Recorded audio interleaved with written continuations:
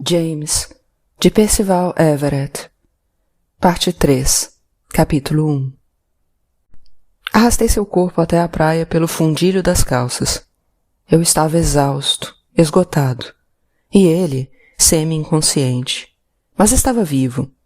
Ele tossiu um pouco d'água, permanecendo com o rosto na areia. — Você tá bem? — perguntei. — Eu não morri? Dei um tapinha em sua perna. Desabei de costas e fiquei olhando para o céu azul de brigadeiro. — Jim? — Sim, Huck? — De onde você veio? — perguntou o garoto. — Como é que você apareceu na água desse jeito? — De Hannibal, que nem você. Foi de lá que eu vim. Olhei para um lado e para o outro, pela margem do rio, e vi pessoas e destroços espalhados por toda parte. Não vi Norman. — Nós tem que se esconder nesses matos. Fui puxando e empurrando o garoto até ele ficar de pé, e nos esgueiramos, juntos, por entre a vegetação densa. — Tô confuso. Vai ficar tudo bem. Nos sentamos numa grama dura e ficamos espiando, por entre os galhos das árvores, ouvindo as pessoas gemerem, chorarem e xingarem na praia. Algumas delas, possivelmente, estavam morrendo. — A gente não vai lá ajudar esse pessoal? — perguntou Huck. Fiz que não com a cabeça. — Mas eles se machucaram. — Mas nós não é doutor, eu disse. — Cê sabe que tem uma guerra vindo aí? — Que guerra? — Norte contra o sul, disse Huck. O pessoal no barco estava dizendo que o norte quer libertar os 6 escravos. — É isso que eles estão dizendo? Me diz, Huck, como é que você estava naquele barco? — O rei e aquele tal de Bridgewater me levaram para lá. Tentei fugir deles umas 2 ou 3 vezes, mas eles me pegaram. Ficaram sabendo da guerra e acho que eles devem ser do norte. Só sei que ficaram com medo e quiseram ir para Ohio. Acho que devem estar mortos agora. Devem estar ali nessa praia. Mais um motivo para você não descer para lá, eu disse. Tinha um homem chamando você quando a gente estava no rio, disse Huck. Quem era esse que estava te chamando? Um amigo, eu disse. Um amigo? Que tipo? Só um amigo. Qual era o nome dele? Ele se chamava Norman. Ele estava encrencado, disse Huck. Ele afundou. Morreu, com certeza. Não sei, o rei e o Bridgewater. Assenti com a cabeça. Ele estava chamando você. Eu sei, Huck. Mas você me salvou. Acho que foi, Huck. Qual era mesmo o nome dele? Huck perguntou. Norman. Você era amigo de um branco? Ele não era branco não, Huckleberry, eu disse. Por que você me salvou e não ele? Huck perguntou. Foi isso que eu fiz, só isso. Não dava para salvar vocês dois. Por que eu, Jim? Talvez porque eu estivesse cansado da voz de escravo. Talvez porque eu estivesse me odiando por ter perdido meu amigo. Talvez porque a mentira estivesse me queimando por dentro. Por todos esses motivos eu disse. Por que, Huck? Eu espero que você escute isso sem pensar que eu sou maluco. Ou estou brincando. Você é meu filho. Huck soltou uma risadinha curta. Quê? Você é meu filho e eu sou seu pai. Por que você está falando desse jeito? Você está se referindo à minha dicção ou ao meu conteúdo? Quê? Que é conteúdo? Deixa pra lá. Sua mãe e eu fomos criados juntos quando éramos crianças. Nós éramos amigos. E aí nós crescemos. E você é meu filho. Huck estava mais confuso do que nunca. E eu não tinha como ajudá-lo.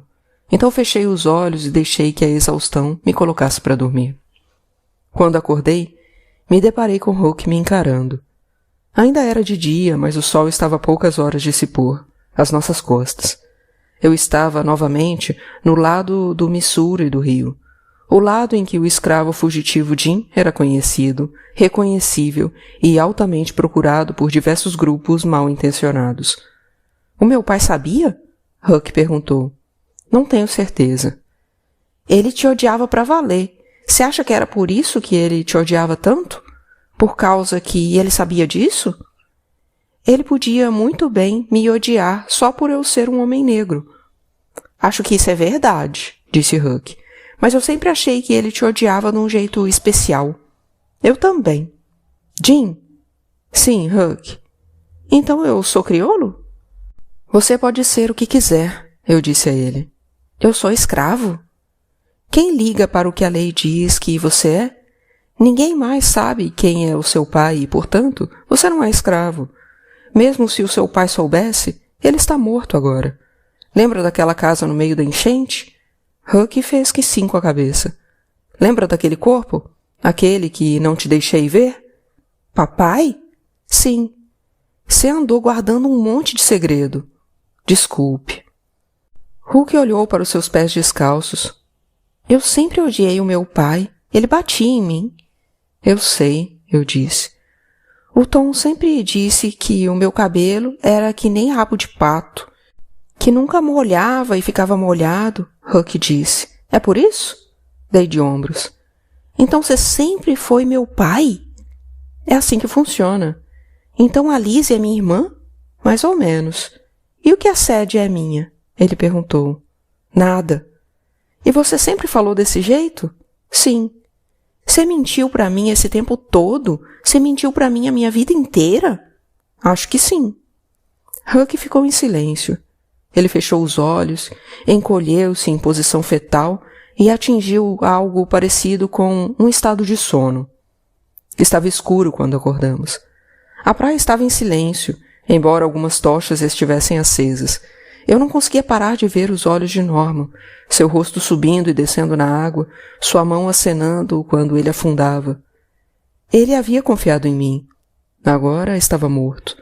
Todos aqueles rostos brancos e nenhum deles significava coisa alguma para mim. Mas o de Norman, com a pele igual a deles, significava muito. É melhor a gente dar o fora daqui, disse Huck. Fiquei olhando para ele sob o luar. Por onde é que nós vai? Huck prosseguiu. Por que você está falando desse jeito? Eu sou seu filho, então sou escravo por lei. Como eu disse, não sei o que a lei diz a meu respeito, mas pare de falar desse jeito. Fica ridículo. Além do mais, você não conhece o dialeto. Então você vai ter que me ensinar. Você não precisa aprender. Eu sou crioulo que nem você, que nem meu pai. Eu não sou crioulo, falei a ele. Você pode ser o que quiser, você principalmente. Pode ser branco ou preto, ninguém vai te questionar. E qual eu deveria ser? Apenas siga vivendo, eu disse. Lembre-se apenas de que, uma vez que eles te virem ou me virem em você, você terá sido visto. Sei que você não me entende, mas vai entender um dia. Ele não disse nada, apenas ficou me encarando, vendo o que havia bem lá no fundo ou até o que estava além da minha compreensão. Apenas siga vivendo, repeti. Você pode ser livre, se assim decidir. Pode ser branco, se assim decidir. Já eu preciso ir para o norte, conseguir algum dinheiro e mandar alguém de volta para comprar a Sadie e a Lizzie. Se o norte vencer a guerra, elas vão ser livres, disse Huck. Eu não sei nada sobre essa guerra de que você está falando. Só sei que preciso salvar a minha família. Eu preciso salvá-las da escravidão. Eu sou sua família. Você não é escravo. Seja o garoto branco que você pode ser, Huck.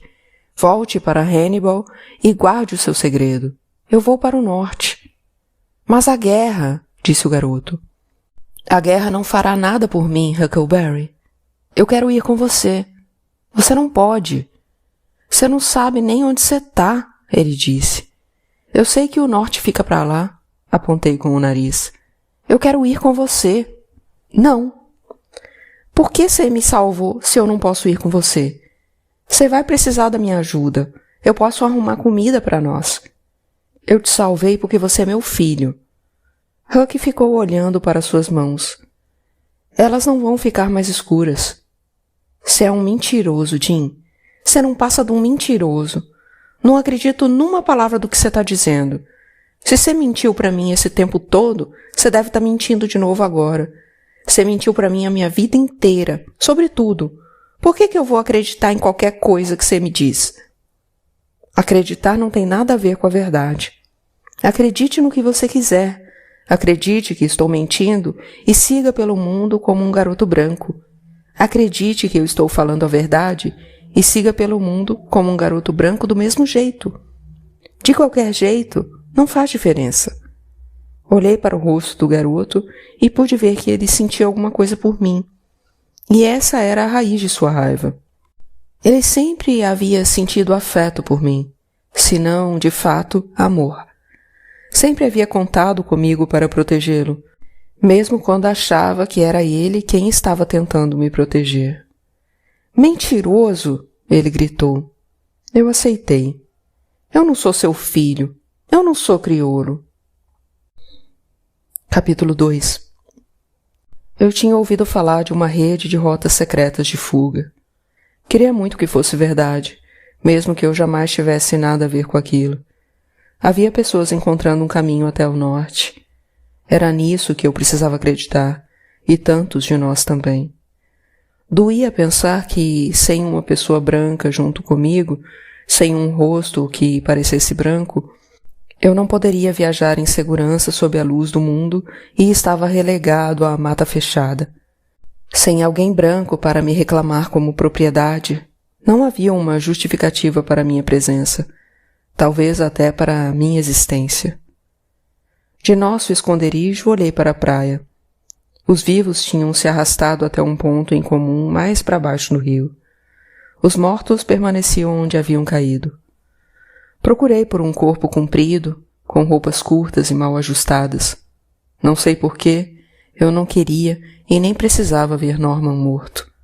Porém, ao lado de uma mulher gorda falecida, havia um quadrado marrom. Sem me dar conta do que eu estava fazendo, saí andando de nosso esconderijo no alto da colina e atravessei os trechos de grama em direção à praia. Quanto mais eu ia chegando perto, mais eu tinha certeza de que estava me aproximando do meu caderno. Era exatamente isso. Eu deveria ter olhado às minhas voltas, tentando passar um pouco mais despercebido, mas não o fiz. Foi um deslize bobo, uma desatenção. Alguém gritou. Ei, olha ali, aquele crioulo está roubando uma mulher morta. Ele tocou nela? Ele tocou nela? Outro berrava. Misericórdia, meu senhor. Eu acho que ele tocou no corpo dela. Ei, eu conheço ele. Como um idiota, eu me virei para encará-los, todos apontando para mim.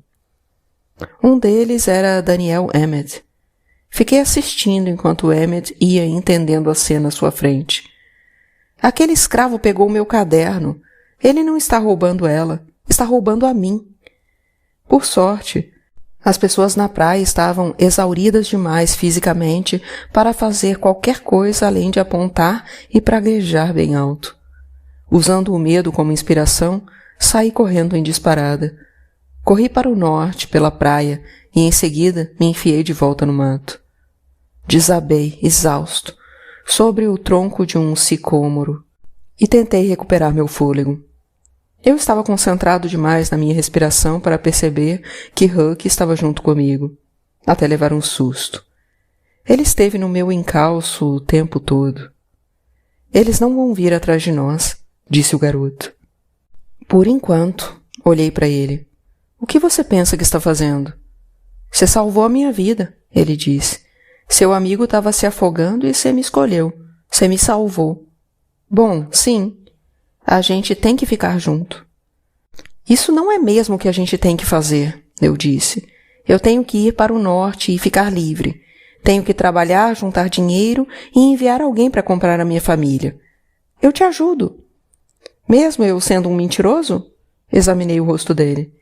Escuta, desce lá naquela praia e, quando o xerife aparecer, você diz para ele que é de Hannibal e eles te mandam de volta para casa. Levantei e saí andando.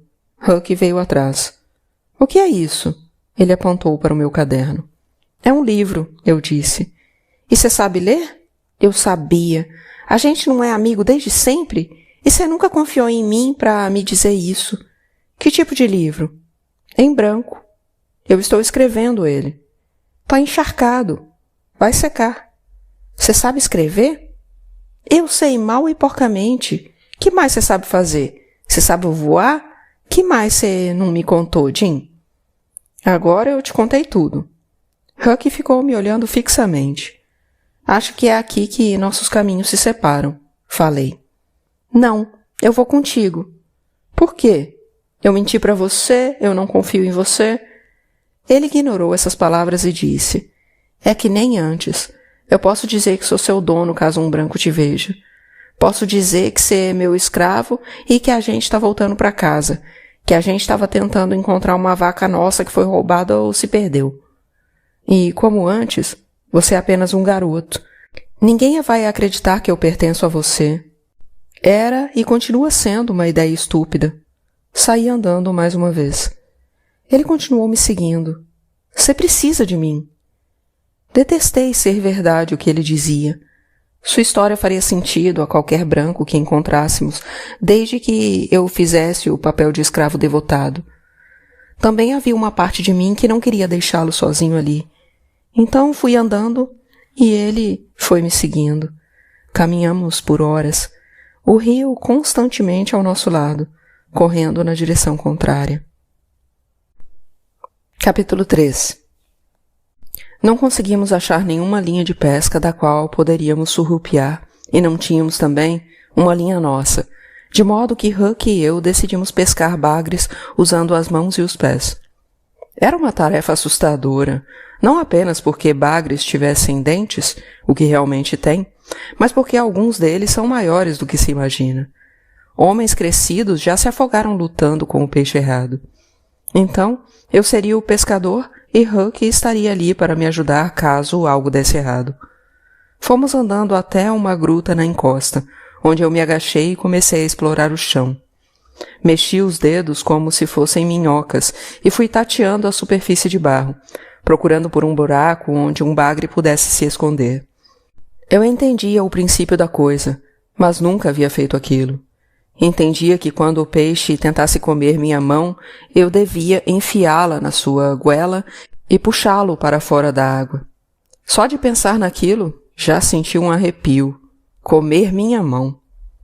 Não tenta pegar ele, disse Huck. Se um espinho te espetar, você tá lascado. Espinho? Aquelas coisinhas pontudas que eles têm do lado do corpo são venenosas. Então, você tem que fazer eles querer vir para cima de você. Só a minha cabeça estava fora d'água agora. Meus dedos se mexiam. Alguns minutos se passaram e depois um monte de minutos. Isso não vai funcionar, eu disse. Vai funcionar sim. Quais as chances de eu me deparar com uma tartaruga mordedora? Não consigo me acostumar com esse seu jeito de falar, disse Huck. Problema seu. Temo que essa questão de tartaruga seja muito provável. Pode ser um castor aí, até onde eu sei. Pode ter uma boca de algodão. O que estou fazendo?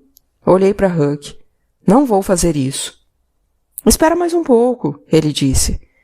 Senti uma mordiscada no dedo médio da mão direita. Estou sentindo alguma coisa. Quer dizer, senti alguma coisa. Algo me mordeu. Mexi os dedos mais rápido, e outro deles foi tocado. De repente, eu estava sendo segurado pelo punho. Foi uma sensação terrível, piorada pelo fato de que, quando o puxei, também fui sugado de volta. A boca agora em volta do meu antebraço. Era grande o bastante para fazer com que meu medo de tartarugas e cobras desaparecesse. Pegou um? Huck perguntou. Me pegou, eu disse. Puxa! Estou puxando. Deixa eu te ajudar, disse Huck. E ele veio na minha direção só para acabar com a água acima da cabeça. Retornou à superfície levemente apavorado. Volta para lá, eu disse. O peixe parecia enorme. Eu não conseguia firmar os meus pés no chão. Eles ficavam escorregando na lama, de modo que só podia trabalhar com a força do meu braço, que estava bem reduzida depois de um açoitamento e um quase afogamento. O peixe se contorceu. Imaginei que o peixe tivesse se contorcido porque eu, na verdade, é que estava me contorcendo. O mundo ficou molhado e escuro. Fiquei submerso nas águas lamacentas do Mississippi. Não consegui ver absolutamente nada. Não consegui endireitar meu corpo. Não conseguia ouvir nada, muito embora soubesse que Huck estava gritando. Talvez eu tenha sentido uma pressão no peito, mas não conseguia apontar exatamente onde com um dedo. Lutei muito. Imaginei o rosto de Norman, lembrei sua expressão da última vez em que vi seu rosto antes de afundar. Um misto de indignação, medo, confusão e raiva. Em outras palavras, naquele momento, ele parecia um escravo. Vi o rosto sem vida da jovem Sam e, em seu rosto, enxerguei minha linda Lizzie. Eu tinha que me soltar e respirar se eu quisesse ver Lizzie e Sadie novamente. E então, lá veio John Locke, mais uma vez, aparecendo para mim, na falta de um motivo melhor, para me mostrar que a minha vida estava em risco. Você, de novo, eu disse. Voltou para continuar a sua defesa da absolvição da escravidão? Imagine se estivéssemos num estado de guerra, falou Locke. Vocês foram dominados e, enquanto a guerra continuar, você será escravo. Quando a guerra terminar? Perguntei. Ela termina? Essa é a pergunta. Quem dirá que ela terminou? Uma guerra continua até que seu vencedor diga que ela terminou. Se eu estiver numa guerra, tenho o direito de revidar. Faz sentido, não? Eu tenho o direito, talvez até o dever, de matar meu inimigo. Creio que sim. Meu inimigo é todo aquele que poderia me matar. Estou correto, John? Creio que sim. Puxei o braço e tirei a cabeça para fora d'água. Puxei todo o ar do mundo e vi o céu carregado de nuvens. Reuni todas as minhas forças e puxei o máximo que consegui. O animal foi arrancado de sua toca enlameada e puxado para fora d'água, com cabeça, guelras, rabo e tudo mais. — Jesus, Jim! Gritou Huck. Caí de costas numa água mais rasa, com o braço ainda entalado no peixe. — Ele deve pesar mais de 20 quilos, disse Huck. Vi seus bigodes primeiro e o animal, por um instante, não se pareceu em nada com um peixe. Então eu o vi mais claramente e me apavorei de verdade. A maneira como ele me encarava com seus olhos negros e fundos, a maneira como ele insistia em viver. Arremessei o peixe para a margem do rio.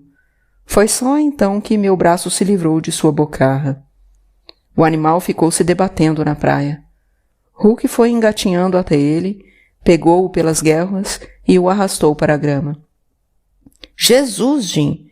Ele disse mais uma vez. Limpei a gosma do braço na água lamacenta do Mississippi. Huck estava correto. Aquele peixe devia pesar mais de 20 quilos. E eu havia conseguido arrancá-lo de sua toca e jogá-lo em terra firme.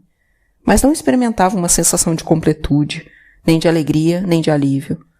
Huck ficou batendo com um graveto grande na cabeça do peixe até que ele parou de se debater. — Jantar! Disse Huck, ficando de pé. Deitei-me de costas na margem do rio, com as raízes dos arbustos se enterrando em minhas costas, e fechei os olhos com força, como se os estivesse trancando. Huck exibia a empolgação de um garoto diante da visão de sua caça. Fui lembrado de que ele era apenas isso, um garoto. Ele poderia ter passado a vida inteira sem ter o conhecimento do que eu acabara de lhe dizer. E ela não teria sido pior por causa disso. Mas entendi, naquele instante, que era por mim que eu havia compartilhado a verdade com ele. Eu precisava que ele tivesse uma escolha.